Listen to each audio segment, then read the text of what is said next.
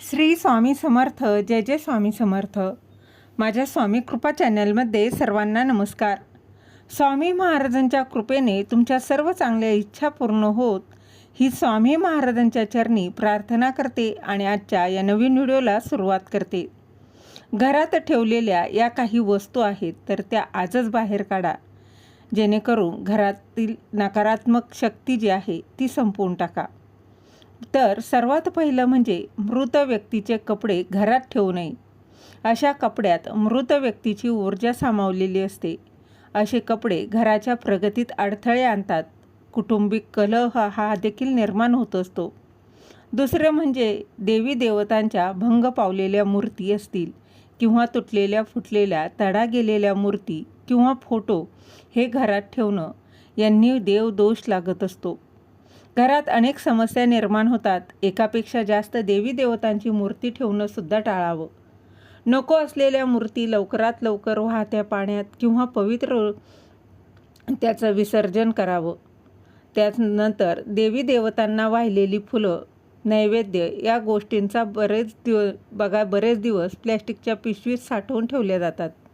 हे निर्माल्य वेळीच घराबाहेर टाकलं नाही तर घरात वास्तुदोष निर्माण झाल्याशिवाय राहत नाही. अशा गोष्टींमुळे घरात कटकटी, भांडणं, वादविवाद होत असतात. यानंतरची गोष्ट म्हणजे घराला किंवा वाहनाला नजर लागू नये म्हणून लिंबू मिरची बांधली जाते आणि हे लिंबू मिरची एका आठवड्यातून अधिक काळ घराला किंवा वाहनाला बांधू नये. तिचे वेळेतच विसर्जन करावं, अन्यथा फायदाऐवजी त्याचे तोटे होत असतात.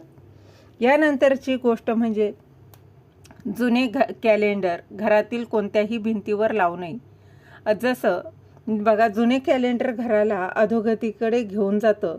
वर्ष संपताच घरी कॅलेंडर गुंडाळून व्यवस्थित ठेवून द्यायचं आहे व त्या जागी नवीन कॅलेंडर लावावं. यानंतर काटेरी झाडं घरात चुकूनही ठेवू नयेत. याने अनपेक्षित दुर्घटना घडू शकतात. सौभाग्याचे रूपांतर दुर्भाग्यात होत असतं.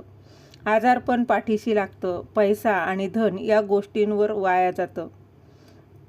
यानंतर काटेरी झाडांप्रमाणे ज्या झाडाची पानं तोडल्यानंतर दूध म्हणजेच पांढरा चीक निघतो असं झाडेसुद्धा घरात किंवा घराच्या भोवती लावू नये.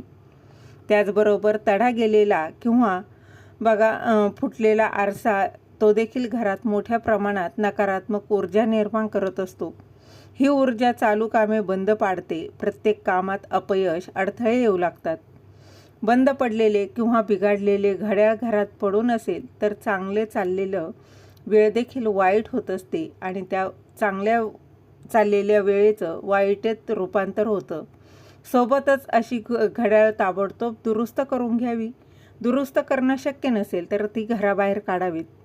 त्याचबरोबर पाकिटाचा थेट संबंध हा लक्ष्मीशी आहे. पाकिट फाटलेलं असेल, खराब झालेलं असेल तर ताबडतोब बदलावं. आवश्यक वस्तू, पैसे आणि लक्ष्मीशी संबंधित वस्तू पाकिटात ठेवाव्यात. त्याने पाकिटाला लक्ष्मीचा पुरवठा सदैव होत राहतो. पाकिट पैशांनी भरलेलं राहतं.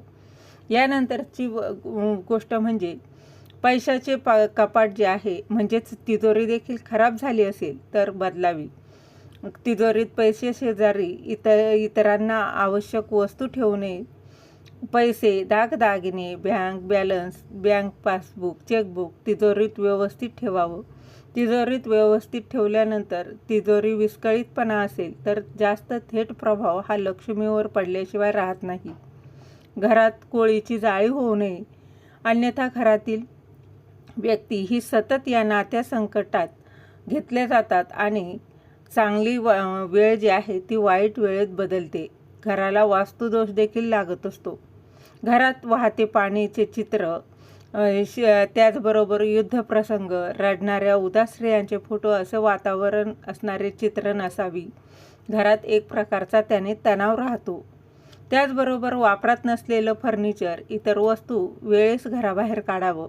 त्यानंतर तुम्ही पुस्तकं ठेवण्यासाठी कपाट बनवलेलं असेल तर त्या कपाटाला दरवाजे किंवा काच लावलेले नसतील तर तिथे देखील दरवाजे असतील किंवा काच लावले नसतील तर या पुस्तकातील ऊर्जा ही घरात विखुरली जाते आणि घरातला पैसा पाण्यासारखा वाया जातो. घरात सततचे विवाद निर्माण होत असतात, भांडणं तयार होत असतात. त्याचबरोबर औषधं, कीटकनाशकं, बाथरूम, टॉयलेट स्वच्छ करणारी रसायनं, मच्छर दूर करणारे कॉईल या सर्व वस्तू स्वयंपाकघर, किचनमध्ये चुकूनही ठेवू नये. शक्यतो या सर्व वस्तू घराच्या सुरक्षित ठिकाणी ठेवा. मुलांचा हात पोचणार नाही अशा बंदिस्त जागी ठेवायचे आहे. झालेली सेवा महाराजांच्या चरणी रुजू करते. श्री स्वामी समर्थ.